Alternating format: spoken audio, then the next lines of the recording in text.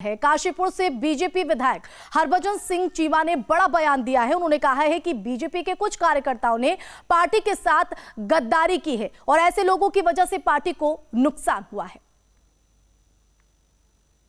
इस बार कुछ पार्टी के गद्दारों ने पार्टी का विरोध किया है।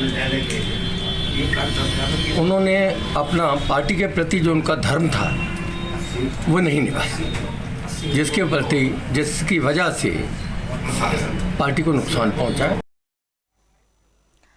तो सियासत कहीं ना कहीं उत्तराखंड पे चरम पर बनी हुई है। सीधा रुक करेंगे एक बार फिर से सुरेंद्र आपका, क्योंकि जिस तरह से पहले संजय गुप्ता की तरफ से गद्दारी का जिक्र किया गया था, मदन कौशिक को कहीं ना कहीं उन्होंने आड़े हाथ लिया था, वही काशीपुर से अब बीजेपी विधायक हरभजन सिंह चीमा ने भी बड़ा आरोप लगाया है गद्दारी को लेकर और कह रहे हैं कि अगर आने वाले चुनावों में नतीजों की बात करें, अगर हार का सामना करती है बीजेपी तो इन गद्दारों की वजह से ही। किन गद्दारों का जिक्र कर रहे हैं वो?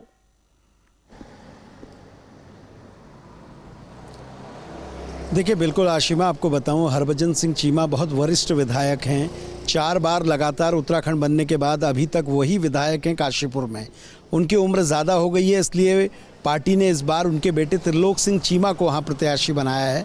और अब हरभजन सिंह चीमा का ये बयान सामने आया है कि इस चुनाव में ये देखा गया कि कई पार्टी के गद्दारों ने काम किया है, पार्टी के खिलाफ काम किया है और ऐसे बयान उनके अब क्यों आ रहे हैं। इसका मतलब साफ है कि मतदान के दौरान उनको ये लगता है कि कुछ जगह पर नुकसान झेलना पड़ सकता है, इसलिए वो सीधे तौर पे इस तरह के बयान दे रहे हैं। संजय गुप्ता के बाद कैलाश गहतोड़ी जो चंपावत के विधायक हैं, भाजपा के वर्तमान, वो प्रत्याशी भी हैं वहाँ से, और अब हरभजन सिंह चीमा जो वर्तमान विधायक हैं, इन 3 लोगों के बयान आ चुके हैं और ये बार बार अंदर खाने गुटबाजी की बात कर रहे हैं। और बड़े पैमाने पर ये पता चल रहा है कि बीजेपी के संगठन के स्तर पर, बीजेपी के कार्यकर्ताओं के स्तर पर कई सीटों में इस तरह की शिकायतें आ रही हैं।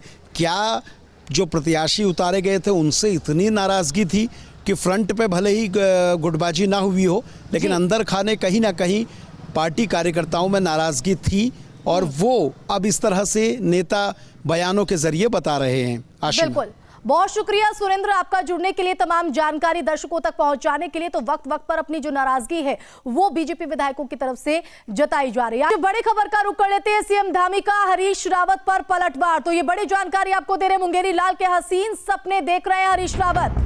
तो बता दें कि सीएम धामी ने हरीश रावत पर यह बड़ा पलटवार किया है। कहा है कि हसीन सपने देख रहे हैं हरीश रावत। हरीश रावत ने किया था 50 सीटें जीतने का दावा, जिस पर पलटवार पुष्कर सिंह धामी की तरफ से किया गया है। तो जिस तरह से 70 सीटों पर चुनाव संपन्न हुए, उसके बाद अपनी अपनी जीत का दावा यहां पर ठोका जा रहा है और अब पलटवार हरीश रावत पर सीएम धामी का।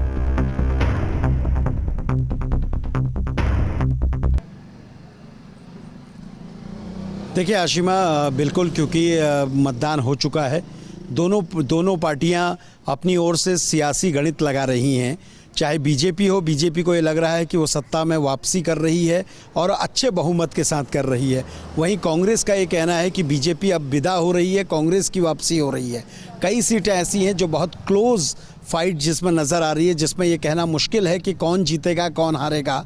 उन सीटों को अगर छोड़ दिया जाए तो दोनों पार्टियां अपने अपने फेवर में बहुमत के करीब आंकड़ा लेके बैठी हुई हैं।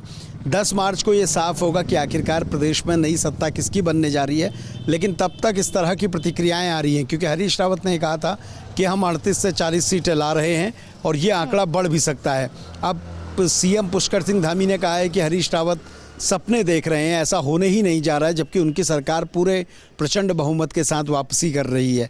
तो इसलिए जब ये समीकरण लगाए जाएंगे, पार्टियां अपने गणित लगा रही है, लगातार पूछ रही है, चाहे सत्ता पक्ष हो वो LIU से लेके IB तमाम रिपोर्ट्स को खंगाल रहा है, देख रहा है किस तरह के हालात बन रहे हैं। विपक्ष की अगर बात करूं तो वो बस्तों में बैठे अपने कार्यकर्ताओं से लेकर हर बूथ में कितने वोट पड़े हैं, क्या स्थिति रही है, इन तमाम चीज़ों पर चर्चा कर रही है। तो ये 10 मार्च तक इस तरह की स्थिति आप देखते रहेंगे, ये इस तरह के बयान सामने आते रहेंगे। बिल्कुल, अपने आकलन यहाँ पर किए जा रहे तमाम राजनीतिक दलों की तरफ से। सुरेंद्र, आप हमारे साथ बने रहिए, आगे भी आपसे जानकारी यहाँ पर लेंगे। तो